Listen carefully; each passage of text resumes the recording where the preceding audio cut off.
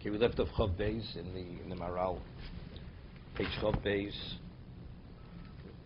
Okay, Perek Aleph, page Chav Beis, first column, second paragraph. He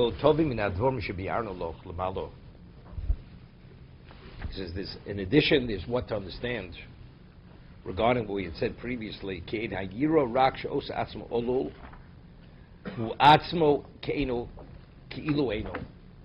What is the ultimate level of Yirah Shamayim? That you understand that you're only the effect of a cause, and understanding it properly, it's as if you don't exist. If everything I am is only because someone else wills every ability I have, and I recognize that fully, so what am I? I am what the cause brought about. That's what I am. So that's Kamisha Eino. Correct? A person's truly Yorei Hashem. He's what? He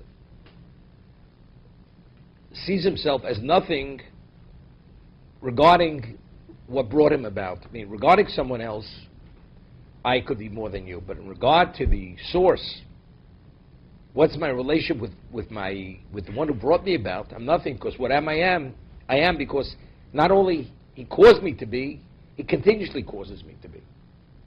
Right? God continuously causes you. It's not cause and effect. So the effect, it's like, Rav Chaim Volozhin writes, person creates a weapon, or creates anything. What happens after the artisan or the craftsman dies? Whatever he created exists beyond the person's life.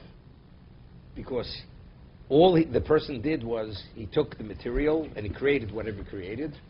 But with Hashem, when we speak about cause and effect, whatever exists only because he continuously wills its existence. And if he wouldn't continue to will that it should be, it doesn't exist.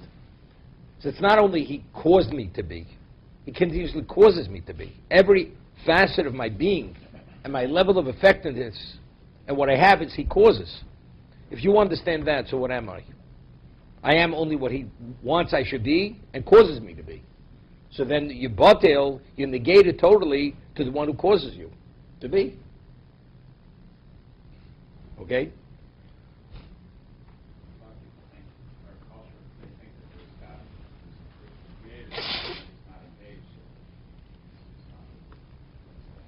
Well, that's the Ramban at the beginning of Shmos. He speaks about the different positions of paganism, of Avodah Zarah, that they believe God created. Only God could create such an existence. But after he created, because he's a creator, is he continuously involved with the minutiae of existence? So he detached himself. So the ongoing willing of it, he's not involved in any longer. Right? That's one position of Avodah Zarah, of paganism. Ki hayira mechulak mikol hamalos kemo hachochma shamirus kasher kona osam yesh lo kinyan umalo hu hachochma or hanova b'dumeim hakol hu kinyan malo. Anything we have, you acquire. It's something that's your initiative, right? Person studies. It was due to your studying, so good. Your ability to retain or whatever it is, that's Hashem. But there's a certain degree of initiative. You're wise. Why am I wise? Because I studied. And why am I humble? Because I have a certain degree of recognition. I acquired the characteristic of humility. I'm not arrogant. Yirah Shamayim is purely recognition. I recognize. What is the word Yirah Shamayim? I recognize where I come from. I recognize who my master is. What's humility? Of course, that contributes to humility. But what's humility? There's no therefore. Let's say a person knows more than most people, but he understands there's so much more to know, and he's focused on how much there is to know. So he doesn't pride himself in what he knows, because he realizes compared to what he has to know, he knows almost nothing. So that person doesn't act arrogantly, because he appreciates what he doesn't know. The person is truly humble. There's no therefore. You understand? A person who appreciates that you should not be a thief, does he pride himself that he's honest? He doesn't pride himself he's honest, because he recognizes what it means to be honest. So I could have been a thief and I'm not. That's nothing pride. That's something you should be. That's humility. But Yiras Shamayim is directly, as a result, it's not a kinyan maila. It's not something I've acquired, I've come to a certain level. It's, you recognize, if God is the cause and I am the effect, so what am I? And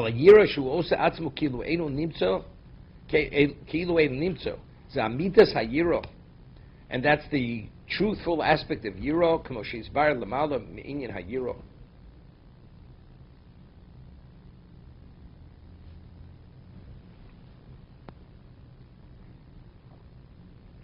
Look, Moshe Rabbeinu achieved this at the ultimate level.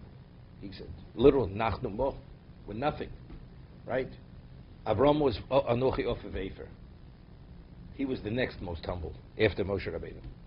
Because David says, Adi tolei v'lo ish. I'm a worm and not a person. Worm is a living entity, at least. Of Efer, dust, ash, I'm nothing. It's less than that. It has no life in it. It has no value, so it's less. But that only reflects the degree of recognition of to what degree they recognized Hashem, to what degree they were negated. Moshe was the ultimate level of negation. Avram was the second, and David was the third. How did Moshe view himself in terms of, how did he, if David is say, I'm a worm, what would Moshe have said? What if he did say something? What am I? What am I means you're nothing. Nothing. Right? And Avram says, I'm dust and ash, off of Efer. I'm dust and ash. That's less than a worm. A worm is at least a living entity. He said, Nachnu. No, he wasn't on that level. But he was also very humble. He wasn't on that level. What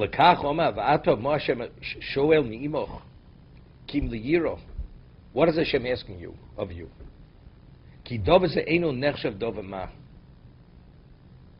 See, one is an acquisition, study.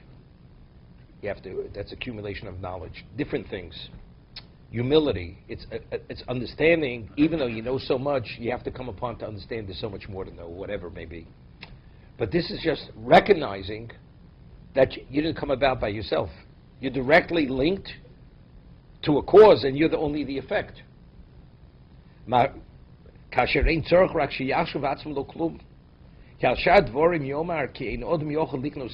is an acquisition of you're acquiring something. Saying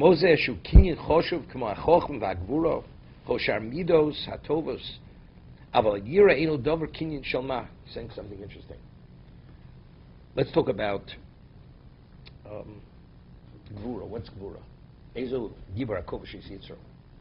To have control over your inclination is not a simple matter, right? That's called Gvura. That's power. Self-control, right? You're always in control of yourself. You could suppress, so that's ability, right? That takes conditioning. One is just recognition. If you recognize where you come from, I'll give you an example. If you stand before, when you see even a non-Jewish king, you're supposed to say a bracha. Why? Because life and death is in his hands. He could kill a person, he could take life, he gives life. Let's say before a person, let's say you stand before the Tsar, and he's a rabid anti-Semite.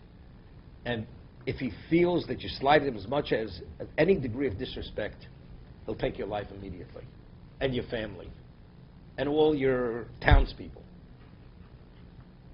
You stand in his presence.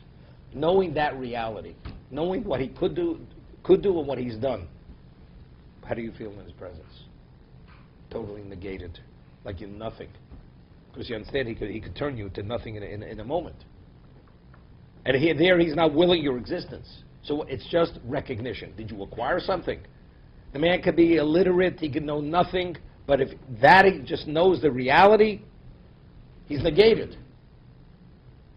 So lahavdil, chokhmah, gvura, all this, that's a lifetime you're acquiring abilities. But this is just, Yiras Shamayim means you recognize who is God, who am I. It's a recognition. If you recognize it, you're there. You don't recognize it, you're not there. So what is God asking you? He's not asking you to acquire anything. It's just recognizing a reality.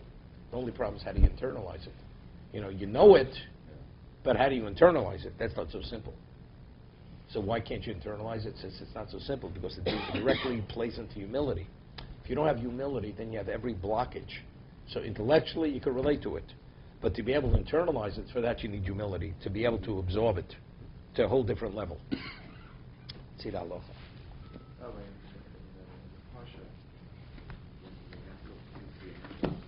What? Yaakov.